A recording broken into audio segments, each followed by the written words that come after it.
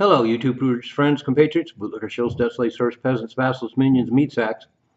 I'm a useful idiot, and let's talk about Syria again, because as I brought up in the previous video, and has been pointed out by a number of pundits, it looks like there's a very real possibility that Syria will be dismembered and carved up, and all the signs are there already, because we see Israel's expanded Israel's dominance over the entire demilitarized zone around the Golan Heights, and have pointed out they have no plans of ever moving out of that area, and we've seen that to be true. Certainly with the Golan Heights, they occupied it in 1967, and they've hung on to it ever since. And now they're expanding their presence in the Golan Heights and beyond.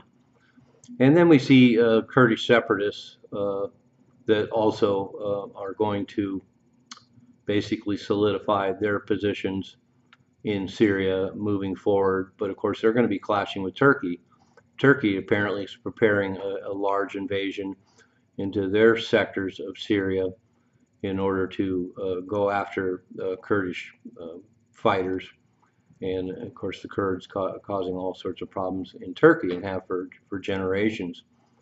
But and then we have talk about Israeli settlers moving into sections of Syria, as well as the Druze people that are in Syria that have talked about the fact that they would much prefer to be part of Israel than to be part of Syria.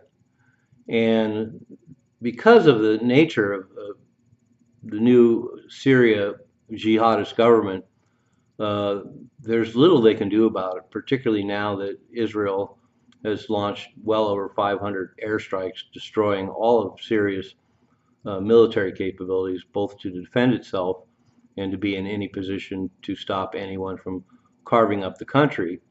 And another part of this scenario is the fact that the United States occupies a third of Syria, including some oil fields where they've been confiscating oil and shipping it off to Iraq.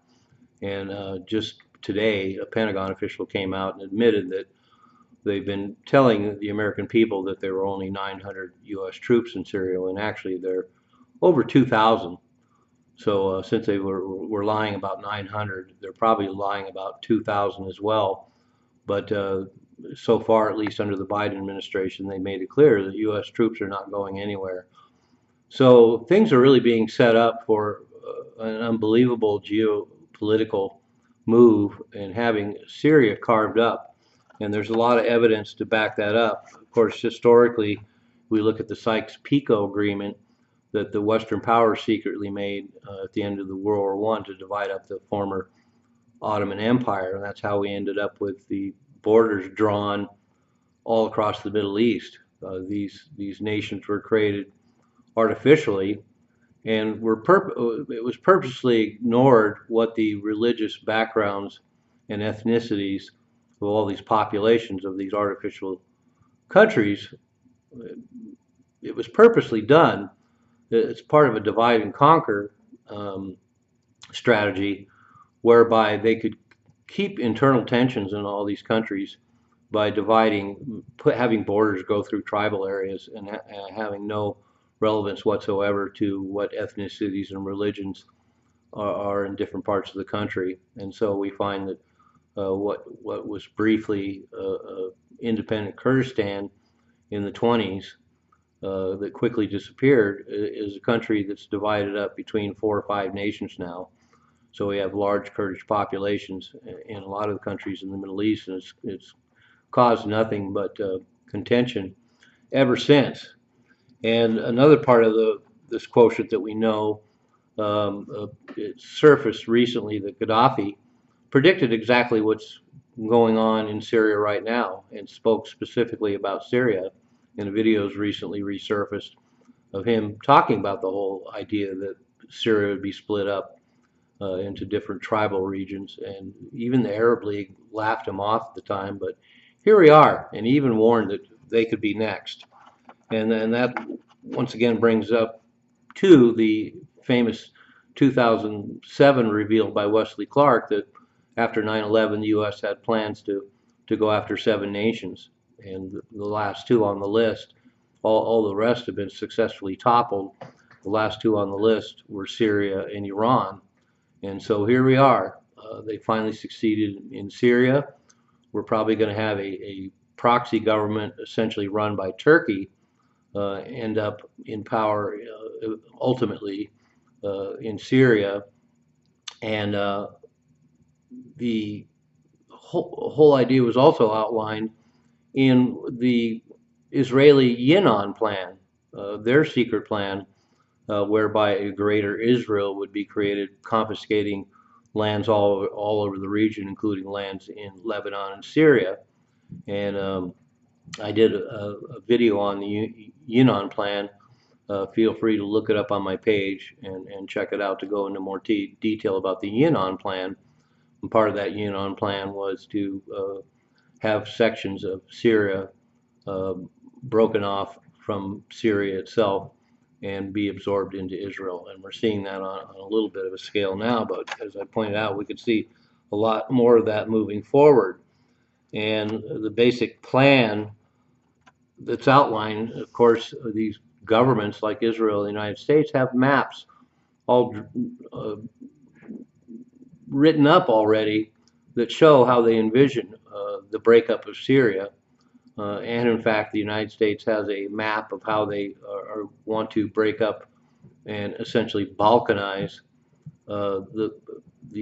Russia. At the time, they were talking about the Soviet Union, but now they're talking about Russia. So they actually have a map of a broken up Russia, broken up into ethnic regions. And so that's how they envision the future. And of course, they have a map of that like Syria. They call it balkanization, by the way, because the history of the Balkan region in Europe is all about shattering into smaller and smaller groups. And after the NATO incursion in Yugoslavia, Yugoslavia was broken up into a lot of traditional ethnic areas and broken into smaller components and fragmentized. And so what they envision now is Syria being broken up into 5 states. And also part of a component of this plan is a smaller Lebanon. And so Israel is eyeing occupying a larger portion of Lebanon at some point too. But Syria would be broken up into 5 states, and there would be different Shiite regions, there would be different Sunni regions, and there would be different Druze regions.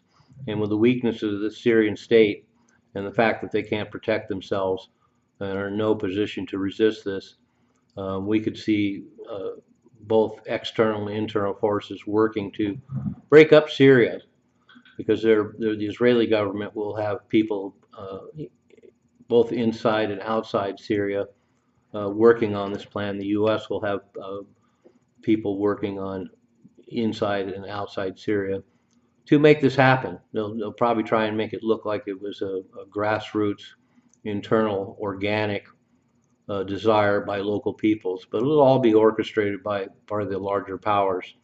And this whole idea, too, is also outlined by the Project for a New American Century. And they outline the same idea that at some point Syria would be, not only the government would be toppled, but the country would be broken up into smaller pieces. So it'll be very interesting moving forward. It may take a while because we've seen Israel and the neocons of the Project for a New American Century and other bad actors are patient. And it could take a while for this to unfold, but it seems like in the future we're going to see a Syria that barely exists in the form it is now. I'm useful, Lydia. Don't you be one too.